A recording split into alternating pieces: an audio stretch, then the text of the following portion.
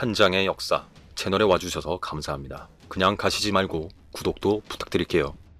때는 선조 31년으로 1598년 2월 이순신 장군이 명량에서 대승을 거두고 난 뒤에 함대를 물려 서해안을 거슬러 퇴각했고 서해안에 있던 일본군도 전부 몰아내게 됩니다. 그리고 이순신은 삼도수군 통제영을 옥포 앞바다에서 완도군의 고금도로 옮기게 됩니다. 이순신의 삼도수군 통제영은 군사가 8,000명이나 되어 군량을 확보하는 일이 매우 시급하게 되었습니다. 이에 이순신 장군이 고금도에 주둔하며 군량에 대한 문제를 해결해 나갔던 이야기로 삼도수군 통제영의 위용을 되찾아가는 과정을 둘러보겠습니다. 같은 해인 1598년 4월 선조는 명나라 제독 마귀를 맞이하여 아군과 적군의 정세에 대하여 이야기하게 됩니다. 마제독이 수군 통제영을 고금도로 옮긴 것에 대하여 묻게 되며 이순신이 거느리고 있는 수군이 얼마나 되는지 묻습니다. 이에 선조는 2,000명 정도일 것이라 알고 있다고 하자 마제독은 중국의 수군도 조선으로 오고 있다고 합니다. 선조는 소식을 들어 알고 있다고 하며 수군을 통솔하는 장수가 어떤 사람인지 묻습니다. 마제독이 답하기를 수병을 거느린 총병이 2명인데 총병 주우덕은 여순 입구에서부터 강화 이서를 지킬 것이고 총병 진인은 강화에서부터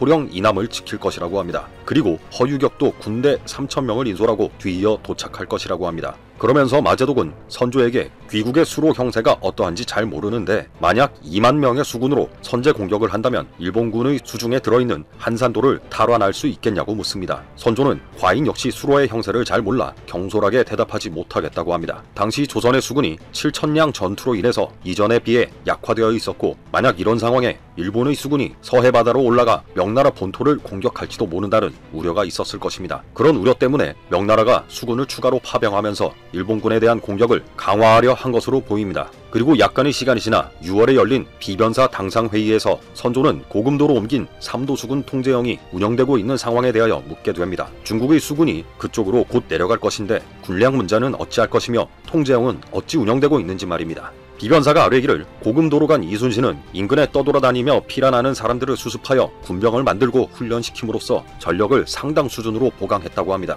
그리고 전라좌수영이 경영하던 섬지방의 둔전을 경작하게 하여 군량을 자급할 계책 또한 세우고 있다고 합니다. 비변사가 이어서 아뢰기를 지금 중국의 많은 장수들이 이순신과 함께 진을 치고 있는데 우리의 군량 조달 능력은 헤아리지 않고 끊임없이 이것저것을 요구하며 독촉하고 있다고 합니다. 심지어는 우리의 군병과 무기까지 일일이 점검하겠다고 나서는 바람에 우리 군사들이 군사 업무를 자유로이 처리하지 못하고 한결같이 그들의 명령을 받고 있다고 합니다. 이어서 중국 장수들로 인한 그간의 패당과 난감한 역사는 이루 말할 수 없을 정도라고 합니다. 그리고 육지로 군량을 운반할 수 없어서 할 수 없이 우리나라 수군의 군량으로 우선 공급하고 있으니 조금 남아있던 군량마저도 머지않아 고갈될 것이라 몹시 우려된다고 합니다. 그렇기에 중국의 수군을 우리 수군과 분리해 놓아야 한다고 하며 우리 수군 통제영 인근에서 지형이 좋은 곳을 구하여 서로 바라보이는 지역에 나누어 주둔하게 해야 한다고 합니다. 그러면서 기각의 형세를 구축한다면 밖으로는 웅장한 형세를 갖추고 안으로도 진퇴를 자유롭게 할 수 있어서 편리할 것이라고 합니다. 이렇게 고금도로 수군 통제영을 옮긴 이순신은 명나라에서 파병된 유격 장군과 함께 거처하고 있어서 조선의 군사만으로도 걱정인 군량 확보 문제에 대한 고민이 많았을 것입니다. 이런 상황을 걱정한 이순신은 군량을 자급자족할 수 있는 방편을 찾고자 했고 결국 삼도수군 통제영에서 해로 통행첩이란 것을 발행하게 된 것입니다.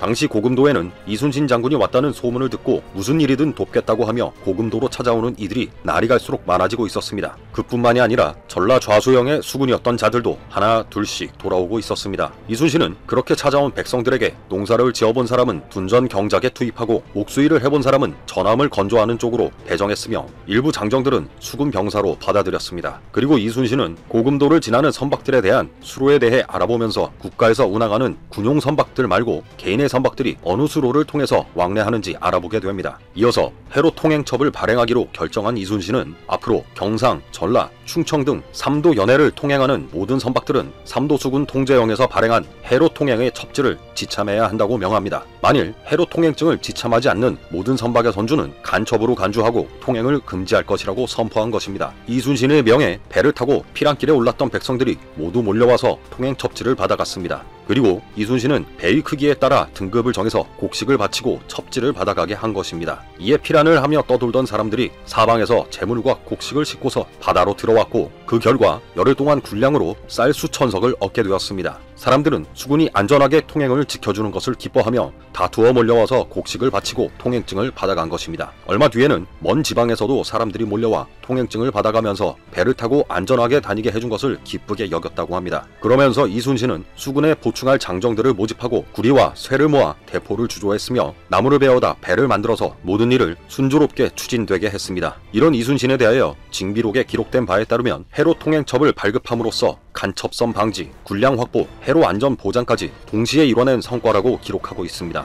이런 준비를 갖춘 이순신 장군은 이후에 저리포에서 승리를 거두고 명군과 합류해 장도에서도 승리를 거두게 됩니다. 그리고 이순신 장군의 최후의 전투가 되었던 노량해전에 대한 이야기는 다른 역사의 장에서 계속됩니다.